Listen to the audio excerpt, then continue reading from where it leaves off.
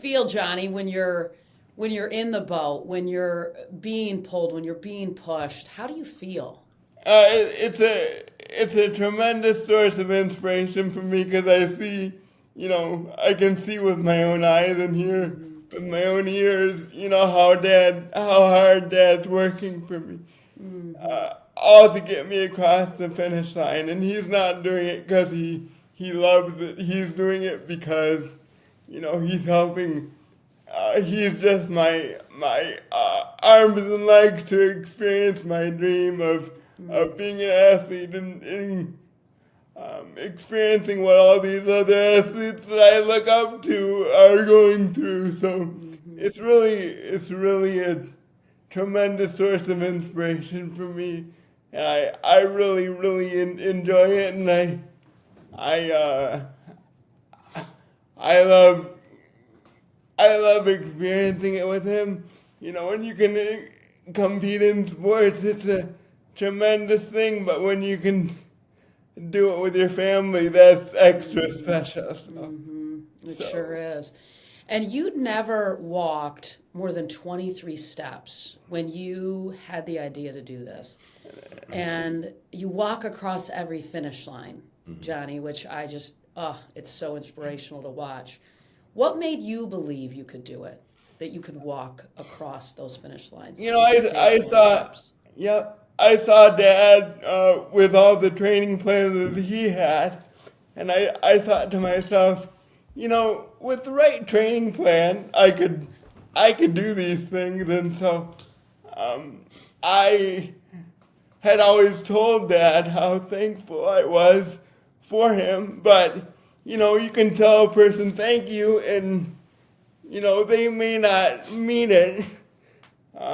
You can tell anybody anything, and they can mean it or they can not. And so, for me, it was putting my thank you into action is how I term it. And so, with the right training plan, I have a training plan just like Dad does now, and I walk the last mile of races because, like you see in sports, the fourth quarter, Yep. the last mile of a race, that's the hardest part for an athlete. And so I like to give Dad a break a little bit and use my disability to determine whether we cross the finish line or not, because then I have no excuses, right? I have to, even though I have this disability, I'm the one that decides, okay,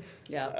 Dad's working so hard, but I have to determine whether we cross the finish line or not. And I like having my back against the wall for us, because usually when we do races, we're not the fastest person out there, so we're up against the time cutoff, and it really gives me a lot of joy to determine whether we cross the finish line. Yeah, or not. when he had only walked 23 steps and decided to walk a mile, it'd kind of be like you and I, for the first time ever, walking to the mailbox and then deciding our next goal was a marathon, to put it in that relative magnitude. And so I evolved. I kept going, inch by inch, further and further, where Johnny set this huge goal. And sometimes that works, right? You set a massive goal, and suddenly things start working in your favor to support that goal. People come up and say, well, I'll help you do this, I'll help you train, I'll help you do these other things.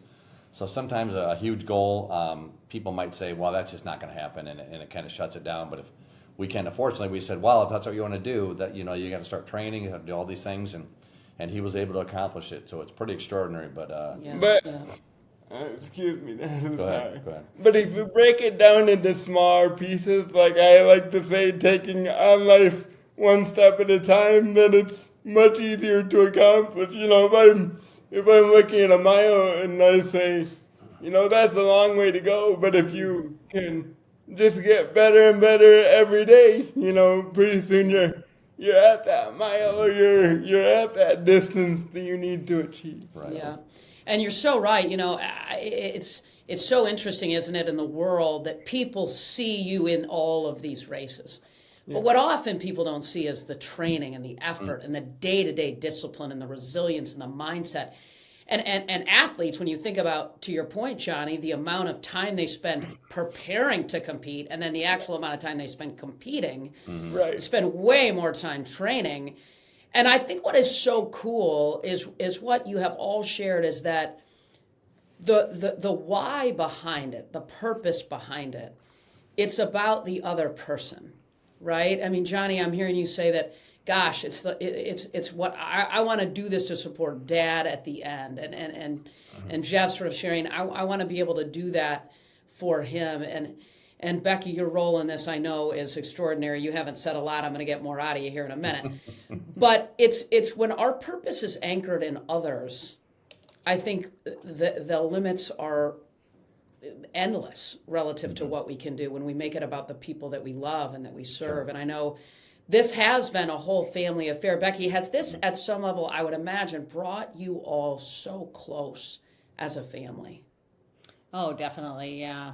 You know, when I often say when Johnny was born, it always made me nervous because he was our firstborn, he was a son, my husband was an athlete, and I just didn't know what that relationship was going to look like. And it made me nervous, to be honest. And I approached Jeff with it one time when Johnny was a baby, and I said, "What's that going to look like for you?" And he said, "You know what? It doesn't matter if he can throw a ball or not. I'm just going to love him. He's our son." Yeah. And so, that spoke volumes for me. And I think, Johnny has always looked up to his dad. He's always wanted to be like his dad. He just didn't know how to do that. And like I said, sports was his language, right? He studied sports. He thought that was one of the ways that he could be more like Jeff. And so he would model, his life after athletes who, not just the athletes who always were successful, but it was the athletes who had failed that he really honed in on, because the athletes that failed and then were successful after that, that's what because he experiences failure every day. Sure. And so for him, it's just part of life. And so for him to be able to look up to athletes and know how to do that, I think that brought them closer together. It's been a gift, really. And Mom is the one that gives me the positive attitude. She's had several instances in her life where she had every opportunity to be negative and approach it differently, but Mom has this positive mindset, and she knows the right words to say if I'm really struggling. That's her gift, and so that's what she's really given me is the opportunity to see things with a different perspective, and so That's powerful.